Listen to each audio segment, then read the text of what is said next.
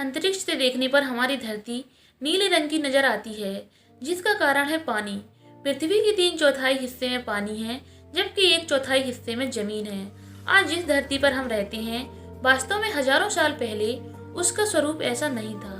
धरती आग का एक गोला थी, जो वक्त के साथ ठंडी होती चली गई। समय बीतता गया और पृथ्वी पर इंसान, जीव जंतु और वैज्ञानिक तकनीकों का इस्तेमाल होने लगा।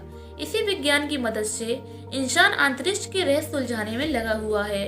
मंगल ग्रह से चंद्रमा तक उड़ान भरने वाला वैज्ञानिक आज तक इस बात का पता नहीं लगा पाया, और वो है समुद्र की गहराई, जो कि कितनी है ये कोई नहीं जानता।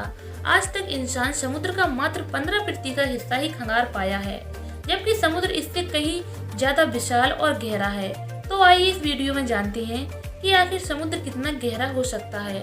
लेकिन इससे पहले ये जान लेते हैं कि धरती पर समुद्र की उत्पत्ति कैसे हुई।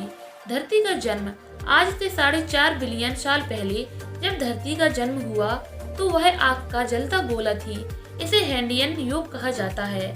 जब धरती धीरे धीरे ठंडी होने लगी, तो उसके आसपास गैस से बने बादलों का निर्माण होने लगा। इन बादलों ने धरती को इस कदर ढक लिया कि वहां सूरज की रोशनी नहीं पहुंच पाती थी। समय के साथ बादल भारी होते चले गए और पानी बारिश के रूप में धरती पर गिरने लगा। लेकिन धरती की सतह उस समय जल रही थी, लिहाजा पानी की बूंदें धरती पर गिरते ही वो दोबारा भाप बन जाती और बादल का रूप ले लेती। इस प्रक्रिया की वजह से धरती पर कई साल मूसलाधार बारिश होती रही। बारिश की वजह से धरती की सतह ठंडी हो गई और पानी के वाष्पन की प्रक्रिया रुक गई। उस दौरान आसमान से बरसा पानी धरती पर इकट्ठा होने लगा। बारिश के इस पानी ने कई साल तक इकट्ठा होकर समुद्र का एक रूप धारण कर लिया। वर्तमान में यही समुद्र धरती के 3/4 हिस्से में फैला हुआ है, यानी पृथ्वी का लगभग 71% भाग पानी से ढका हुआ है। क्यों होता है समुद्र का पानी खारा? हमारे धरती पर खनिज पदार्थों के साथ साथ नमक की मात्रा पाई जाती है, जो घुलनशील होता है। बारिश के पानी के साथ ये नमक नदियों और नहरों के माध्यम से समुद्र में जाता है। यहाँ से पानी वाष्पित होकर बादल बनता है और फिर बारिश के रूप में बरस जाता है। लेकिन पानी के साथ आया नमक वाष्पित नहीं होता और समुद्र के पानी में घुलता चला जाता है। बारिश होने की प्रक्रिया से बार बार नमक समुद्र के पानी में घुलता है और इसलिए उसे खारा बना देता है।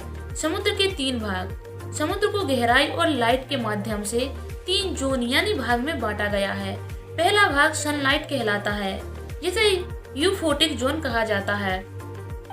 समुद्र के इस भाग तक सूरज की किरणें पहुंचती हैं। दूसरे भाग को ट्यूबलाइट यानी डाइसोफोटिक जोन कहा जाता है।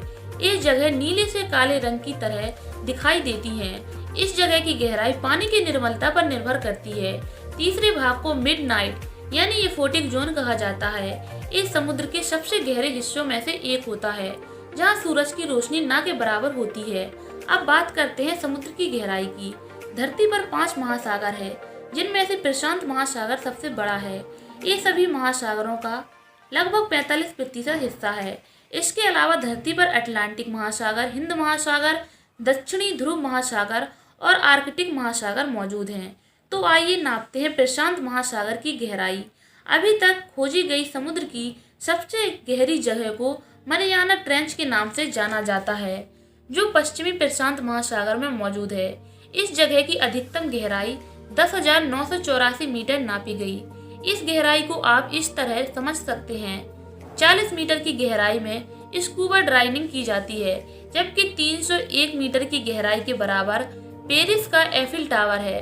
500 मीटर की गहराई में ब्लू व्हेल मछली तैरती है और शिकार करती है। 1000 गहराई के बाद सूरज का प्रकाश समुद्र में नहीं पहुंच पाता। 3784 मीटर की गहराई में टाइटैनिक डूबा हुआ है। यहाँ का प्रेशर इतना ज्यादा होता है कि कुछ पलों में इंसानी फेफड़े फट सकते हैं। 8850 मीटर की गहराई दुनिया की सबसे ऊंची चोटी माउंटेन एवरेस्ट के बराबर है। यानी माउंटेन एवरेस्ट को भी समुद्र में उल्टा डुबा दिया जाए तो भी मरियाना ट्रेंच तक नहीं पहुंचा जा सकता। इसके बाद 10,984 मीटर की गहराई में मरियाना ट्रेंच है, जहां अवतार जैसी फिल्मों के मशहूर हॉलीवुड निर्देशक जेम्स कैमरून जा चुके हैं।